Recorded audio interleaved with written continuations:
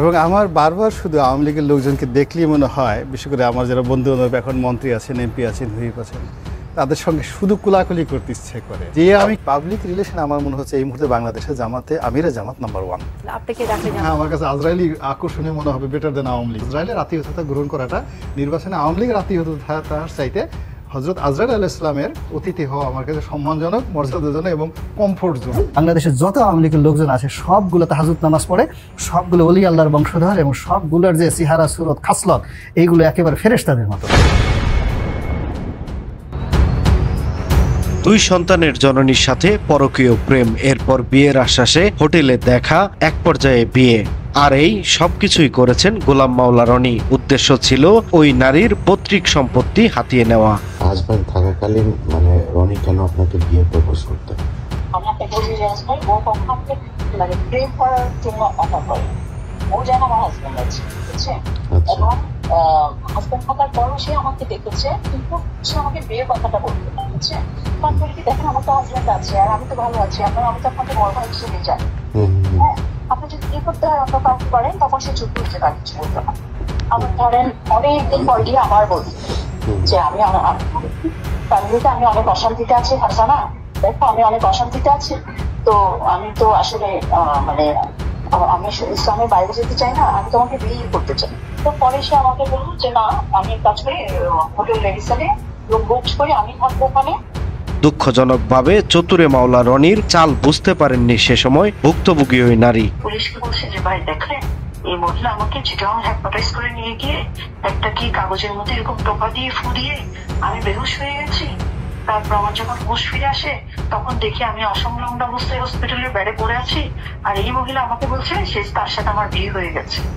তো এবং বিয়ে হওয়ার পরে সে দেখি যে কাবিনে আমার সিগনেচার করা। বললো তাই নাকি? গোলাম মাওলা রনি, তুমি 7 বছরের বাচ্চা, তোমাকে আমি ঢাকা থেকে চিটাং নিয়ে গেছি। তারপর আমি বলি কি কাহিনীমূলক কাহিনী সুন্দর লাগে, মিথ্যা এভাবে বলতে হয় না। হ্যাঁ, আমি বলি কি তুমি এভাবে মিথ্যা বলতে বলছো, আল্লাহ গজব পড়বে না তোমার উপর? বলে কি আমি যদি মিথ্যা বলি আমার উপর আল্লাহ গজব পড়বে, আর যদি তুমি মিথ্যা বলো তোমার উপর আল্লাহ গজব পড়বে। তারপর আমি বলি কি ভাই দেখেন আমি তখন পুলিশকে কাহিনীগুলো বললাম, আমি আমার লাইফে অনেক ভালো ছিলাম, সে বারবার বারবার বারবার বোঝায় আমাকে নিয়ে আসছে, হ্যাঁ একটা জীবন থেকে আরেকটা জীবনে নিয়ে আসছে। এখন এই অবস্থায় এসে যদি সে আমার সাথে যা শুরু করে সেগুলো করে। যিনি মিষ্টি কথার জালে জড়িয়ে নিজ স্বামীকে তালাক দিয়ে বিয়েও করেন ধ্বজভঙ্গ রনিকে। তবে বিয়ের পরই টের পান ওই নারী চতুরের রনির আসল চরিত্র ও উদ্দেশ্য। চিনে ফেলেন মুখোশের আড়ালে থাকা স্বার্থলোভী রনিকে। পুরো শক্তি আছে, আমি জোর করে তোমাকে এই কাজ করছি, আমি তোমাকে ঘর বানাইছি, কথা বলে তুমি আমার সাথেও সংসার করেছো, আপুর সাথেও সংসার করেছো, তোমার কি মনে হয় যে আমি এই কথাগুলো বলবো নাকি? বলো যে কথাগুলো হয়েছে, that is very wrong and fault. বলো বলো বলো। না না না, এই জিনিসগুলো সে যখন বলছে যে আমি তোমাকে বারবার বলছে যে আমার এই টোটাল ফিজিক্যাল ফিটনেসটা চলে গেছে, এইটা একটা বিশেষ অবস্থাতে হয়েছে, এটা তোমার সাথে থাকবে না কদিন পরে। একদিকে নেই যেমন স্ত্রীকে সন্তুষ্টি করার শক্তি, তেমনি বুঝতে পারেন তার সম্পত্তি হাতিয়ে নেওয়ার ষড়যন্ত্র। এরপর বাধা দিতে গেলে হতে হয় রনির নির্যাতনের শিকার। শেষমেশ হারালেন ওই নারী একুল ওকুল দুই কুল।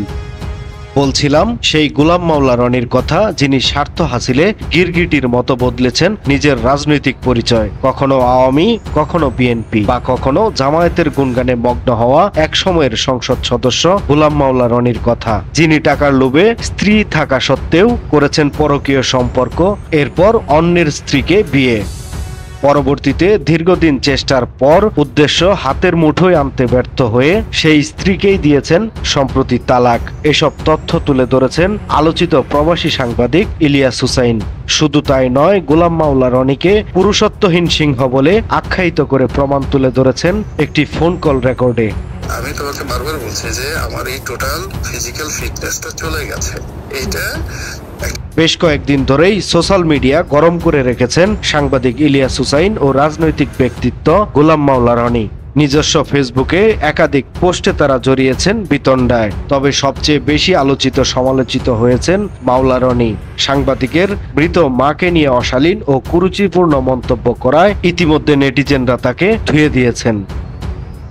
এদিকে রনির স্ত্রী সন্তানেরও একাধিক কুকর্ম তার হাতে আছে বলে দাবি করেন সাংবাদিক ইলিয়াস। যতটুকু প্রকাশ করেছেন তা কেবলই নমুনা মাত্র।